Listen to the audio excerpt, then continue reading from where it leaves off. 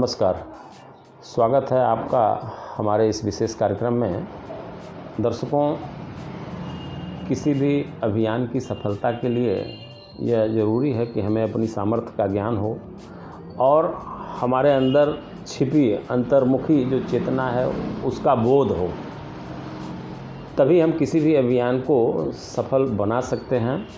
और जीवन में जिस भी क्षेत्र में हम अपना मार्ग प्रशस्त करना चाहते हैं उसमें ये सारे सूत्र बहुत ही कारगर साबित होते हैं। अधिवक्ता समाज का एक ऐसा व्यक्ति माना जाता है जो एक आम आदमी के अंदर छिपी अंतर्मुखी चेतना का बोध कराता है, उसको जागृत कराता है और उनके अंदर उनके अधिकारों के प्रति उन्हें सजग करता है और निरंतर उनकी अधिकारों की लड़ाई लड़ता है और न्याय प्रदान कराता है। अधिवक्ताओं से लगातार मैं बात कर रहा हूं, उनके जीवन वृत्त पर हमारी बातचीत लगातार चल रही है। आज उसी क्रम में हमारे साथ रत्नेश्वर प्रसाद शुक्ल जी हैं जो गोरखपुर जिला न्यायालय में वकालत करते हैं। उनके जीवन के बारे में आज हम बातचीत करेंगे। शुक्ला जी, आपका हमारे कार्यक्रम में स्वागत है। धन्यवाद। शुक्ला जी, मैं आपसे ये जानना चाहूँगा कि आपका जन्म स्थान कहाँ है और आपके माता पिता का क्या नाम है? मेरा जन्म स्थान यहाँ से दक्षिणांचल में सुरदापार शुक्ल ग्राम है, वहाँ का मैं रहने वाला हूँ। वहीं पर हमारे पिताजी पंडित हरदेव प्रसाद शुक्ल और माताजी का नाम कालिंदी देवी। अच्छा। वह दुर्भाग्य हमारा यह रहा कि मैं जब 3.5 साल का था तभी माता का स्वर्गवास हो गया था। हमारा पालन पोषण हमारे पिताजी किए। मैं 7 भाइयों में सबसे छोटा था। पूरे परिवार का स्नेह और सम्मान हमको मिलता था। आपका जन्म किस वर्ष में हुआ? मेरा जन्म 1942 में 28 अगस्त 1942 में हुआ था। आपकी प्रारंभिक शिक्षा कहाँ से शुरू हुई? मेरी प्रारंभिक शिक्षा पिताजी ने हमारी प्रारंभिक शिक्षा दिया और प्राइमरी स्कूल में कक्षा 4 में इम्तिहान के समय नाम लिखवाए और वहाँ से फिर मैं 5 साल भर तक प्राइमरी दीपगढ़ में मैं पढ़ करके, यानी कक्षा 4 में आपकी पढ़ाई स्कूल से शुरू हुई? स्कूल से शुरू। उसके पूर्व आप घर पर ही आप माता पिता के सानिध्य में? तो अब उसके बाद मिडिल इसमें भर्रों में न्याय पंचायत भी हमारे वहाँ की है, वहाँ भर्रों से हुआ। फिर हाई स्कूल 9 से लेकर के 12 तक मैं गोला BSAV इंटर कॉलेज गोला में हमारी पढ़ाई। अच्छा। और आप स्नातक आपने कहाँ से किया? स्नातक मैं बढ़लगंज डिग्री कॉलेज से किया था। और विधि स्नातक? विधि स्नातक गोरखपुर यूनिवर्सिटी, और वहीं से मास्टर डिग्री पॉलिटिकल साइंस में मैं MA किया। 68 में MA किया, 66 में, और 68 में LLB करने के बाद मैं विधि व्यवसाय में 2 महीने 3 महीने के बाद अगस्त सितंबर से।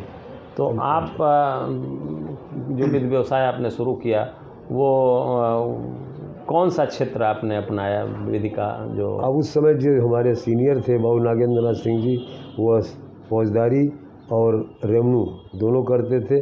पहले कलेक्ट्रेट कोर्ट में ही फौजदारी की सारी अदालतें बैठती थी, जज साहब, डिस्ट्रिक्ट जज और सिविल जज को छोड़ करके सारी मजिस्ट्रेट यहाँ पर बैठते थे। तो यहीं से 68 अगस्त से मैं शुरू किया था, तो यहीं पर शुरू हुआ। सारी फौजदारी की भी अदालतें थी और रेवन्यू के भी थी यहीं पर, सारे SDOs भी यहीं पर बैठते थे। अच्छा।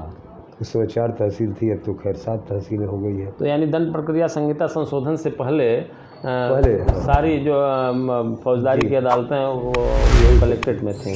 और आज भी जो बड़े लॉयर्स हैं हमारे आपके सिविल कोर्ट में, उनकी शुरुआती दौर में वो यहीं पर रहे हैं, यहीं से गए। तो आप इसका मतलब 1973 के बाद जो है 74 से आप रेवेन्यू की प्रैक्टिस आप शुरू कर दिए होंगे कंटिन्यू? जी हाँ। CRPC संशोधन हुआ और व्यवस्था अलग हुई जी हाँ। उसके बाद से आप जो है, तो आप जो है की शादी कब हुई थी? हमारी एक शादी हुई थी 62 में, और उसके बाद उससे एक संतान हमारे है जो इस माननीय उच्चतम न्यायालय में लॉ के क्या नाम है गवर्नमेंट। पहली शादी से आपकी बच्ची थी? हाँ, एक लड़की थी जिसकी शादी की थी। इस समय वो गाजियाबाद में उनका मकान है, वहीं पर अपना वो रहते हैं। अच्छा। और यहाँ परतावल गांव है जो अच्छे खासे जमींदार परिवार के वो व्यक्ति रहे। अच्छा, दूसरी शादी आपकी कब हुई? दूसरी शादी हमारी हुई है सिद्धार्थनगर में, एक मदनपुर गांव है, वहाँ हुई है, जिससे 2 लड़के और 3 लड़कियां हुई।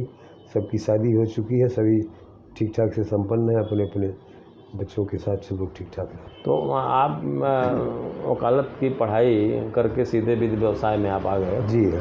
तो आपको अधिवक्ता बनने की प्रेरणा आपके पिताजी से मिली या कहीं और से मिली, या स्वतः आप सामाजिक लगाव था, सामाजिक लगाव था इसलिए, और सामाजिक लगाव होने की वजह से कठिनाई उत्पन्न होती थी तमाम अदालतों से और बातों से, जिला स्तर, तहसील स्तर से लेकर जिला स्तर तक। तो उसमें पिताजी चूँकि एक सामाजिक व्यक्ति थे, वह गांव के प्रधान के साथ साथ वह कोऑपरेटिव बैंक गोला के चेयरमैन 5 साल तक रहे, तो इसका भी हमारे ऊपर असर पड़ा। तो आप भी ग्राम प्रधान? जी हाँ, मैं 71 से लेकर के 95 तक निर्विरोध ग्राम प्रधान रहा अपने गांव सभा का, ग्राम सुरदापार शुक्ल, जहाँ पर हर जातियों के लोग हैं, ब्राह्मण मात्र 4-5 घर वहाँ पर हैं, लेकिन सबका स्नेह, सभी समान रूप से हमको सम्मान देते थे। और जब यह वर्तमान एक्ट लागू हुआ तो उसके खिलाफ हमारा एक था कि एकल पद जो है, जैसे प्रधान का पद है, जिला पंचायत के अध्यक्ष का एक पद है, ब्लॉक प्रमुख का पद है, ऐसे पदों को रिजर्व नहीं किया जाना चाहिए। वो समाज से अच्छे किस्म के लोग चुन करके आए, इस पर छोड़ना चाहिए। जिसके लिए मैं उत्तर प्रदेश ग्राम प्रधान संगठन की तरफ से महामंत्री की हैसियत से सुप्रीम कोर्ट में, माननीय सुप्रीम कोर्ट में रिट दाखिल किया था। और वह रिट की वजह से 1993 में मुलायम सिंह जी के समय में यह एक्ट लागू हुआ। चुनाव होना था, लेकिन 2 साल तक चुनाव टला। फिर 95 मार्च के अप्रैल के बाद लागू हुआ और रिजर्वेशन तब से लागू हुआ। और फिर उसके बाद मैं यहाँ DGC के पद पर हो गया। अच्छा, उस आप जो है मतलब ग्राम प्रधान थे, ग्राम प्रधान वकालत के दौरान ही आप ग्राम प्रधान चुने गए, और आप DGC रेवेन्यू भी आप रहे हैं? हाँ, 95। कब? अप्रैल 95 से। अच्छा, अप्रैल 95 से। तो इस दरमियान सरकार के पक्ष में आपने किस तरह के फैसले कराए? कितना आपने जो है सरकार की मदद किया, चूँकि सरकार ने आपको हर तरह के मुकदमे आते थे, ख़ास तौर से सीलिंग के मुकदमे जो थे उस समय चल रहे थे। हमारे यहाँ के बड़े बड़े सीलिंग के जो लोग थे उनके मुकदमे थे। सरदार सुरेंद्र सिंह मजीठिया के परिवार का था, सरिया शुगर फैक्ट्री का, पुरुषोत्तम दास का, ऐसे ऐसे लोगों का था। तो इसमें मैं प्रयास ये किया कि कानून के तहत भूमि सरकारी पक्ष में रिलीज हो, ताकि जो ज़रूरतमंद, इस कानून की जो मंशा है, गरीब लोगों के बीच में इसको वितरित की जा सके। और उसका लाभ भी हुआ। कुछ स्तर पर, बड़े स्तर पर जा कर के जिला और वो क्या नाम है, हाई कोर्ट था, सुप्रीम कोर्ट में मामले उलझ गए, लेकिन जिले स्तर से मैं 95% मामलों में सफलता दिलाने के, सरकार को सफलता दिलाने का प्रयास किया। और इन 2 मामलों के अलावा और कोई फेमस मामला आपका? अब वो सीलिंग का वो चलता रहा। इस सीलिंग के बाद वह यहाँ विष्णु मंदिर की बात आई थी, जो जिस पर था करीब 10 एकड़ ज़मीन वहाँ पर थी पीछे, जिस पर तमाम लोग कब्जा कर लिए थे, या बेच करके, जिनेंद्र जैन वगैरह बेच करके उसका पैसा ले लिए थे। जो सार्वजनिक ज़मीन है, सार्वजनिक हित में रहनी चाहिए, वो विष्णु मंदिर को दिया गया था। और विष्णु मंदिर ट्रस्ट 1918-20 की बात है, तब से वो बना है। और उसके संबंध में मुकदमा चला, तो उसमें मैं जिले स्तर से लेकर कमिश्नर स्तर से मैं प्रयास किया, और हमारे पक्ष में हुआ, सरकार के पक्ष में हुआ, आम लोगों के पक्ष में हुआ, और उसका लाभ मिला। बाद में जाकर के हाई कोर्ट और बोर्ड में उस पर हुआ, कुछ अड़चन आ गई, लेकिन शुरुआती दौर में सरकार को इसका लाभ मिला, आम जनता को तो संदेश इसके संबंध में अच्छा गया। तो अधिक बेहतर कार्य करने के लिए आपको उत्तर प्रदेश सरकार के द्वारा कुछ पुरस्कार? उत्तर प्रदेश सरकार द्वारा जिला अधिकारी के रिकमेंडेशन पर हमको प्रशस्ति पत्र भी मिला। और करीब 7-8 जिलाधिकारी हमारे साथ रहे, सभी ने यह लिख करके दिया है कि यह आपका उत्तम तरह का कार्य रहा। आप सरकार के हित में निष्ठा और लगन ईमानदारी से आपने काम किया, आपको प्रशस्ति पत्र सौंपा जाता है। कई बार जिला स्तर पर प्रोग्राम करके भी शुरू किया गया था। आप अधिवक्ता संगठनों से भी जुड़े रहे? अधिवक्ता संगठन से मैं यहाँ जिला बार एसोसिएशन का अध्यक्ष चुना गया, और चूँकि अधिवक्ता ही था इसलिए अधिवक्ता संगठनों से प्रायः दीवानी और यहाँ कलेक्ट्रेट सबसे जुड़ा रहता था, सबसे अच्छे संबंध थे। मैं चाहता था, दिली इच्छा थी कि अधिवक्ताओं के हित में व्यापक ढंग से कार्य हो, और अधिवक्ता चूँकि समाज का ऐसा वर्ग होता है जो अपने मौकिल को न्याय देने के साथ साथ यह प्रयास उसको करना चाहिए कि न्यायालय भी न्याय ईमानदारी से दे रहा है कि नहीं दे रहा, और इसका समाज में भी संदेश जाना चाहिए। समाज के आम लोगों के प्रति भी अधिवक्ता का दायित्व होता है, और किसी वर्ग का उतना नहीं होता है जितना अधिवक्ता समुदाय का होता है। अधिवक्ता समुदाय का कर्तव्य है कि आम जनमानस में अच्छा संदेश जाए, न्याय के प्रति, समाज के प्रति, कानून के प्रति, यहाँ की व्यवस्था के प्रति अच्छा संदेश जाना चाहिए। और अगर कहीं विसंगति है तो उसके संबंध में अधिवक्ता प्रबुद्ध होने के कारण, हर तरह से न्यायिक व्यवस्था से और सामाजिक संगठनों से जुड़े होने के कारण उसका दायित्व है कि उसको इंगित करे और इंगित करके यह बतावे कि यह गलत काम हो रहा है। परंतु दुर्भाग्य है कि परिस्थितियाँ ऐसी आती जा रही हैं कि यह काम हम नहीं कर पा रहे हैं। मैं आह्वान करता हूँ आम अधिवक्ताओं का कि अपने दायित्व का निर्वहन करें, अपने मौकिल के प्रति, न्यायपालिका के प्रति और आम समाज के लोगों के प्रति। नए अधिवक्ता जो आते हैं तो वो राजस्व की वकालत उनके लिए कितनी श्रेयस्कर है, क्या कहेंगे आप? अब राजस्व की वकालत गांव से ही शुरू हो जाती है कि अब वो किसी घर का मुखिया मरता है तो उसके बाद उनका नाम चढ़ाए जाना, रिकॉर्ड में चढ़ाए जाना, सही बात आ जाए, किसी को विल लिख दिए हैं तो उसका नाम आ जाए, तो वहीं से शुरू होता है और यह न्यायपालिका तहसीलदार स्तर तक आता है। तो बड़ा गुरुतर दायित्व है समाज का, सामान्य लोगों से, गरीब लोगों से, सामान्य वर्ग से, मतलब एक आम लोगों से जुड़ाव का एक बेहतर माध्यम है राजस्व की वकालत जो है। जुड़ाव और इससे अगर समाज का अधिवक्ता के साथ होकर के अधिकारियों से और अधिकारियों के बाद राजनेताओं से भी एक संबंध रहता है जिसका अच्छा संदेश जाना चाहिए। अच्छा, आप जिला अधिवक्ता एसोसिएशन के अध्यक्ष रहे 2008 अध्यक्ष में रहा। तो उस दरमियान आपने अधिवक्ताओं के लिए जो बेहतर आपने क्या किया? मैं अधिवक्ताओं के लिए जो कुछ बेहतर बन पड़ा मैं किया। यहाँ पर बिल्डिंग की व्यवस्था वगैरह हुई, बड़ा हॉल बनाया गया, सारी बातें हुई। उसके पहले भी ज़मीन लेकर के किया गया तथा मैं महसूस करता था कि सामान्य गरीब तबके का व्यक्ति अगर कई साल से बीमार चल रहा है और उसकी मृत्यु हो जाती थी तो ये संदेश आता था कि उनको कफन के लिए पैसे नहीं हैं। तो मैं पहली बार जिला बार एसोसिएशन में 10,000 रुपये की व्यवस्था किया, और वह 10,000 रुपया ऐसी व्यवस्था किया गया कि कोई व्यक्ति जब मर जाता है अधिवक्ता तो अधिवक्ता के परिवार को उनकी पत्नी हो, उनका बच्चा हो, जो भी उनका वारिस है, उनको दूसरे दिन तक अवश्य मिल जाए, जिससे वह छोटी मोटी आवश्यकताओं को पूरा कर सके। वह राशि अब बढ़ करके धीरे धीरे प्रयास किया गया, 1 लाख रुपया हो गया है। तो यह हमको करना चाहिए। जिला बार एसोसिएशन से लेकर के प्रांत बार एसोसिएशन तक की हमारे लोगों को चाहिए कि इस पर ध्यान दें।